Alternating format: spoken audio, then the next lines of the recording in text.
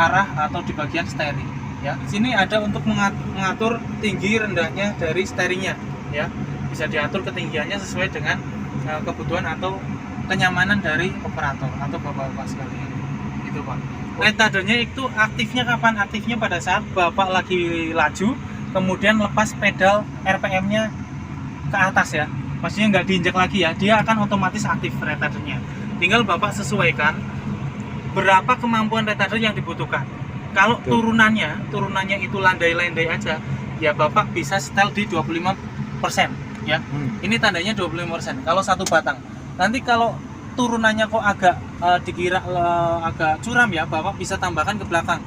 Disesuaikan, ditambah ke belakang 50%. Berarti kemampuan retardernya itu ada di angka 50%. Oh, masih terlalu curam, retardernya kurang pakem gitu ya, bisa ditambahkan dengan 75% bahkan 100% gitu ya. Pengeremannya itu sama retarder harus diimbangi dengan pedal rem gitu ya. Kalau bapak nyerahin tugasnya sama retarder, itu sama aja bapak ngasih tugas pengereman ke transmisi lah, seperti itu. Yang tadinya fungsinya transmisi hanya membantu pengereman, ini diserahin pengereman unit ke transmisi. Nanti yang akan efeknya kemana? Efeknya ke transmisinya. Kiri itu ada lampu sen, kemudian ada wiper, ada klakson ya. Itu sen kiri, sen kanan, kemudian wiper sama klakson. Seperti itu. Ada pertanyaan Pak? Sini ada panel untuk RPM ya. RPM-nya dikalikan 100 RPM, artinya kalau tulisannya 10 berarti artinya dia adalah 1000 gitu ya. Kemudian ada batas tuh, ada warna oranye sama warna merah. Nah, warna oranye sama warna merah itu adalah batasnya, batas dari overrunning yang nggak diperbolehkan sama dosan ya. Jadi harusnya untuk kecepatan atau RPM-nya itu maksimal di angka 2250. Tapi ada toleransi sebenarnya. Yang warna oranye itu adalah toleransinya. Maksimal hanya di 2004 km-nya ya. Untuk speed vehicle-nya atau kecepatan kendaraannya ya. Kemudian di bawahnya itu adalah panel untuk transmisi. Ini adalah untuk gearnya, gear posisi gearnya. Nanti ada N, ada 2F, ada 2R, ada 1F, ada 1R ya. F itu untuk maju, R-nya untuk mundur. Nanti di sini juga ada lambang ya, lambang manual atau matic gitu ya. Kemudian ada lock gearnya juga ada muncul di sini. Sama satu lagi, nanti kalau ini dipencet, misal seperti ini, dia akan muncul di sini. Artinya apa? Itu adalah deflog untuk axle ya. Deflog untuk axle. Dia akan melock atau mengunci antara diferensial depan sama belakangnya, itu di lock ya. Tenaganya atau torsinya disamakan. Kan ada yang kalau didetek namanya differential lock wheel ya, inter wheel differential lock, ada inter axle differential lock. Kalau ini yang aktif, itu yang aktif adalah inter axle differential lock. Kemudian di mana cara mengaktifkan inter wheel differential lock-nya? Inter wheel differential lock-nya itu aktif otomatis. Karena differential di DA ini menggunakan sistem LSD, adalah limited slip differential, Pak. Dia aktif akan otomatis. Kalau salah satu rodanya slip, dia akan otomatis aktif di vlognya. Itu adalah sistem LSD. Ya, kalau yang ini adalah untuk differential lock axle-nya, gitu ya. Ada axle, ada wheel. Kemudian di sini ini untuk pilotnya.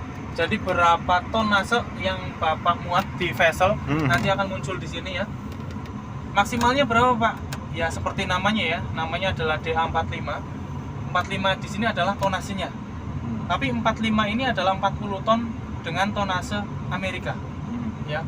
Atau US. Kalau dimetrikan ke Asia itu hanya sampai 41 ton. Artinya kalau udah lebih dari 41 ton sudah overload.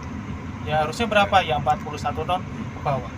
Gitu. Kalau operator melihatnya di sini ya, di kemiringan, Pak. Kemiringan yang diperbolehkan, yang ditanjak sama dinaikin sama DA ini maksimal 35%. Ya, kemiringannya. Ya. Nanti muncul di sini. Semakin miring dia semakin tinggi persenannya. Maksimal di angka 35%. Sarankan di tempat yang rata. Gitu. Juga selain miring atas bawahnya ya, Pak, atau kemiringan di depannya, juga kemiringan kanan kirinya itu nggak boleh lebih dari 8 derajat ya, antara roda kanan sama roda kiri. Ya. Kalau dia terlalu miring atau lebih dari 8 derajat itu bahaya terguling. segala macam. Makanya nggak boleh ya. Harus di bawah 8 derajat. Ini kemiringannya. Kalau di TT juga harusnya kan rata temperatur suhu luar, ambient temperatur yang 32 derajat Celcius. Kemudian di sini ini adalah untuk temperatur transmisi, ya, temperatur transmisi di sini. Kemudian ini adalah temperatur untuk bulan dari engine. Maksimalnya berapa? Kalau untuk di engine sama bulan itu hampir sama, di angka 80 sampai 95 derajat. Ya, itu di sini adalah layar untuk nanti warningnya. Nah, warningnya di sini sama di sini nanti akan muncul ya, lambang-lambangnya di sini. Lampu parkir, kemudian dam, kalau masih ke dam dia belum turun penuh, Bapak udah jalan juga ada muncul. Kalau engine ada error, baterai ada error, nanti juga akan muncul di bagian sini. Kemudian di sini adalah untuk level fuelnya.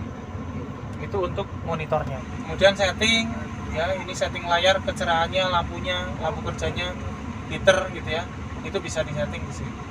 Kemudian bisa ngeceknya di sini, ya. Ada vehicle control unit atau VCU-nya ya. Ini controllernya. Ada pelumasan, ada TMS. Kemudian untuk servis di sini ada untuk pemeriksaan oli transmisi, Pak. Selain ada dipstick di area sana, bisa ngecek level transmisi dari sini. Ya. Kita oke aja, nanti di sini ada muncul. Di sini berarti udah levelnya udah pas, ya. Udah pas di 0. Nanti kalau dia naik plus 1 berarti kelebihan 1 liter. Plus 2 berarti kelebihan 2 liter. Kalau turun minus 1 berarti kurang 1 liter. Ya, kurang lebihnya seperti itu, plus minus 1 liter gitu. Atau plus minus 2 liter. Ya, Pak, agak miring ke kiri gitu ya. Harusnya pas di tengah. Harus low idle seperti ini. Parkir, kemudian netral, kemudian dicek gitu. Itu Pak, untuk ngecek oli transmisi. Kemudian di bawah untuk kalibrasi segala macam ada di bawah. Ya, untuk pembaruan software ada di bawah.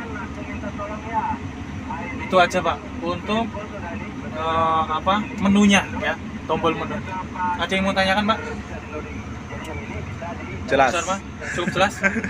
Cukup jelas ya? Oke. Kemudian kita ke bawahnya ya, atau di sampingnya.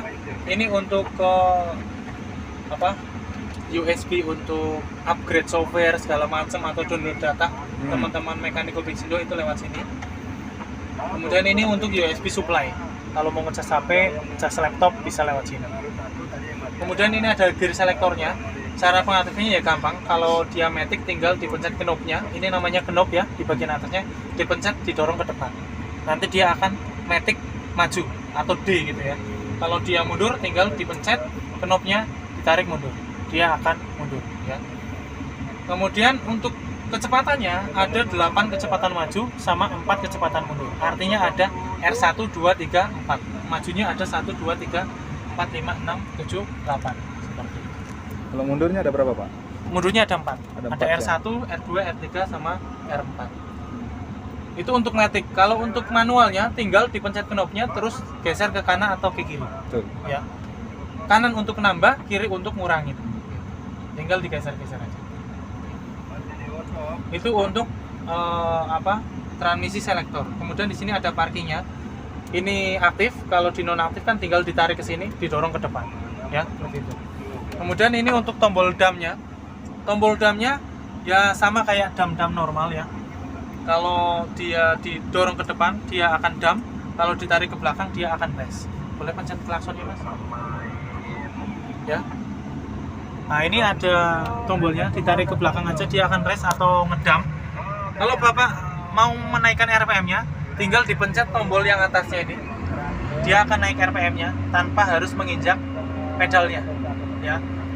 Kalau ngedam dia maksimalnya di 1800 RPM. Ya. Dia akan turun begitu udah mau sampai ya. Dia akan turun sendiri RPM-nya. Pas mau turun ya atau mau lower ya, dia tinggal dipencet juga akan nambah RPM-nya dan dia akan naik sendiri sampai 1300 kalau turun. Begitu udah mau sampai turun, dia akan kurangin sendiri. Gitu, seperti itu. Ya. Ini untuk tombol dam. Hanya ada 2. Ada rise sama lower gitu ya. Untuk floating sama holdnya, begitu Bapak menaikkan terus Bapak lepas, itu langsung ke posisi hold. Kalau Bapak turunkan kemudian lepas, itu langsung ke posisi floating. Ya, floating ini ngambang berarti ya. Ya, ada pertanyaan? Sebentar. Mas Dharma? Cukup?